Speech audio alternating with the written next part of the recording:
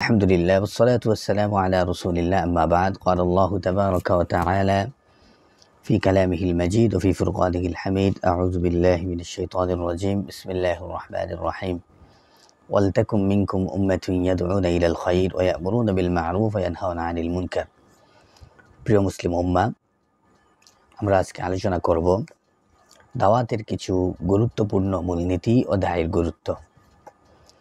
আমরা যখন কোনো অমুসলিমের কাছে ইসলামের দাওয়াত নিয়ে যাব তখন আমাদেরকে কিছু মূলনীতি অনুসরণ করে দাওয়াতি কাজ করতে হবে, নতুবা আমরা সফল হব না। দাওয়াতের ব্যাপারে আল্লাহ রাব্বুল আলামিন কোরআনুল কারীমেও বলেছেন বিল হিকমাতি ওয়াল মাউইযাতিল হাসানাহ। এজন্য আমরা যখন অমুসলিমদের কাছে ইসলামের দাওয়াত নিয়ে যাব তখন আমাদেরকে কিছু মূলনীতি ফলো করে তাদের কাছে ইসলামের দাওয়াত দিতে হবে, এবং যিনি দাওয়াত নিয়ে যাবেন তারও কিছু গুণাবলী, কিছু কোয়ালিটি থাকতে হবে। আজকে আমরা একজন দায়ীর গুণাবলী কি এবং দাওয়াতের মূলনীতি এ বিষয়ে মাত্র 10টা বিষয়ে আলোচনা করব। আগামী ভিডিওয়ে আমরা আরও কিছু গুণাবলী নিয়ে আলোচনা করার চেষ্টা করব ইনশাআল্লাহ। 1 নম্বর হচ্ছে, যিনি দাওয়াত দিবেন, আল্লাহর প্রতি দাওয়াত দিবেন, তার নিয়ত বিশুদ্ধ থাকতে হবে, যে তিনি একমাত্র আল্লাহ পাকের সন্তুষ্টি অর্জনের জন্য দাওয়াত দিচ্ছেন। এটা হচ্ছে একজন দায়ীর 1 নম্বর বৈশিষ্ট্য, এবং এটা তার গুণ, যে দায়ী মাদউকে একমাত্র আল্লাহর জন্য, আল্লাহর দিকে আহ্বান করবে। দুনিয়ার কোনো স্বার্থ অথবা অন্য কিছু যেন তার নিয়ত না হয়। তাহলে 1 নম্বর হচ্ছে, যিনি দাওয়াত দিবেন তার নিয়ত পরিশুদ্ধ হতে হবে, যে আমি একমাত্র আল্লাহর জন্য, আল্লাহর বান্দাকে আল্লাহর পথে ডাকছি। 2 নম্বর, নিজের দাওয়াতের উপর 100% আস্থা থাকতে হবে। অর্থাৎ আমি যে বিষয়ে দাওয়াত দিচ্ছি এ বিষয়ে শতভাগ সত্য, এবং এ বিষয়ে ইনশাআল্লাহ সে গ্রহণ করবে, এরকম মন মানসিকতা নিয়ে একজন মাদউকে, একজন অমুসলিমকে ইসলামের দাওয়াত দিতে হবে।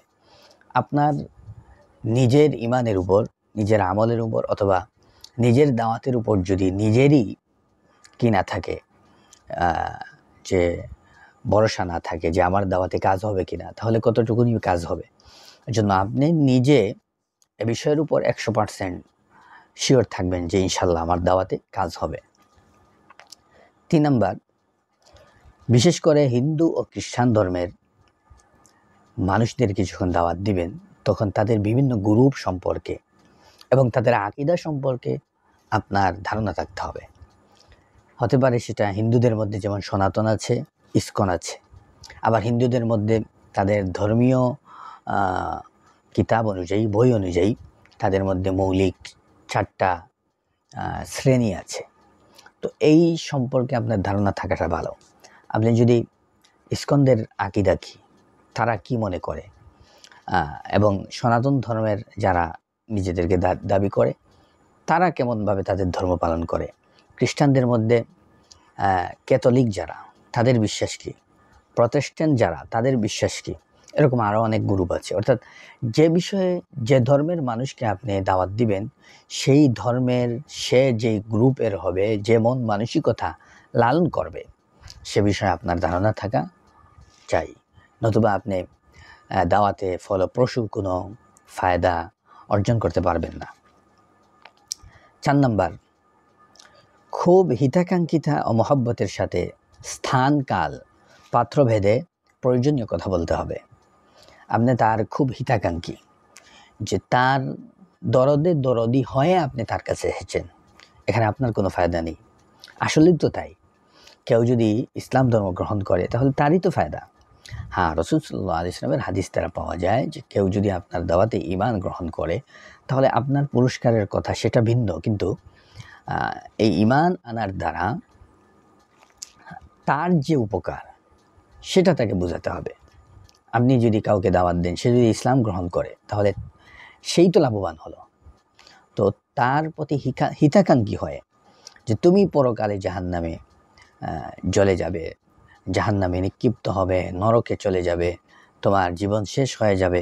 এ কারণেই মূলত আমি তোমার দুঃখে দুঃখী হয়ে তোমার কাছে এসেছি। এবং স্থান কাল পাত্র ভেদে প্রয়োজনীয় কথা বলা, অর্থাৎ আপনি যার কাছে দাওয়াত নিয়ে গিয়েছেন সে এখন দাওয়াত গ্রহণ করার উপযোগী কিনা, সে আপনার কথা শুনতে প্রস্তুত কিনা, এখনই তাকে কালিমার দাওয়াত দিতে হবে কিনা, নাকি আরও 2-1 দিন তাকে সময় দিতে হবে। অর্থাৎ একজন দায়ীকে তার মাদউর অবস্থা সম্পর্কে বুঝতে হবে। গিয়েই হুট করে দাওয়াত দিলে গ্রহণ করবে না, হিতে বিপরীত হতে পারে। এজন্য বুঝতে হবে যে সে আপনার দাওয়াতটা গ্রহণ করার মন মানসিকতা লালন করছে কিনা, এখন সে কোনো টেনশনে আছে কিনা, কোনো বিষয় নিয়ে চিন্তা করছে কিনা। অনেক সময় মানুষের মেজাজ খারাপ থাকলে আপনি তাকে দাওয়াত দিলে আরও রেগে যেতে পারে। এজন্য এই সবগুলা বুঝে প্রয়োজনীয় কথা বলা, বেশি না। এদিকে আমাদের লক্ষ্য রাখতে হবে। 5 নাম্বার, হিন্দু ভাইদের দাওয়াত দিলে তাদের পরিভাষা ব্যবহার করা। তাদের পরিভাষা, ইসলামিক পরিভাষা ব্যবহার করবেন, সাথে সাথে যে ধর্মের মানুষকে দাওয়াত দিবেন তার পরিভাষা ব্যবহার করলে সে বুঝতে সুবিধা হয়। যেমন আপনি যদি জান্নাত বলেন, ইসলামী শব্দ এটা, আপনি জান্নাত বলবেন। সাথে সাথে অমুসলিম যদি হিন্দু ভাই হয় তাহলে তাকে আপনি কি বলবেন? স্বর্গ বলবেন, সে বুঝবে সহজে। আপনি জাহান্নামের কথা বলবেন, আপনি নরক শব্দ সাথে সাথে উচ্চারণ করবেন, তাহলে সে বুঝবে। অর্থাৎ যে ধর্মের মানুষের সাথে কথা বলবেন তার ধর্মীয় পরিভাষা ইসলামিক পরিভাষার সাথে ব্যবহার করলে তার বুঝতে সুবিধা হয়। এর প্রতি একজন দায়ীকে লক্ষ্য রাখতে হবে। 6 নাম্বার, জাতীয়তা, অর্থাৎ আমরা এক পিতামাতার সন্তান, এ বিষয়ে কথা শুরু করতে হবে। আমরা আদম হাওয়ার সন্তান, সবাই পৃথিবীতে যা আছে সবাই আদম হাওয়ার সন্তান। এখন আদম হাওয়ার সন্তান মানে কি? আমি তোমার ভাই, ভাই হিসাবে তোমার কাছে এসেছি কিছু কল্যাণকামিতার জন্য, তোমার কিছু উপকারের জন্য আমি তোমার কাছে এসেছি, এভাবে কথা শুরু করা। এরপরে এই কথাটাকে তাওহীদের দাওয়াতের দিকে নিয়ে যাওয়া, অর্থাৎ আল্লাহ পাকের একত্ববাদ তার সামনে তুলে ধরা। 2 নম্বরে আখিরাতের দিকে নিয়ে যাওয়া, মৃত্যু পরবর্তী জীবনের দিকে কথাটাকে নিয়ে যাওয়া। 3 নাম্বার রিসালতের দিকে নিয়ে আসা। তাহলে 6 নাম্বার একজন দায়ীর দাওয়াতের পদ্ধতি হবে যে সে প্রথমে জাতীয়তাবাদ দিয়ে শুরু করবে, অর্থাৎ আমরা সবাই এক মা বাবার সন্তান, অতএব আমি তোমার ভাই, তুমি আমার ভাই, এইভাবে কথা শুরু করা এবং এই কথাটাকে পরবর্তীতে এক আল্লাহর অর্থাৎ তাওহীদের দিকে নিয়ে যাওয়া, এক আল্লাহর উপর ঈমানের দিকে নিয়ে যাওয়া, এরপরে আখিরাতের দিকে নিয়ে যাওয়া, এরপরে রিসালতের দিকে নিয়ে যাওয়া।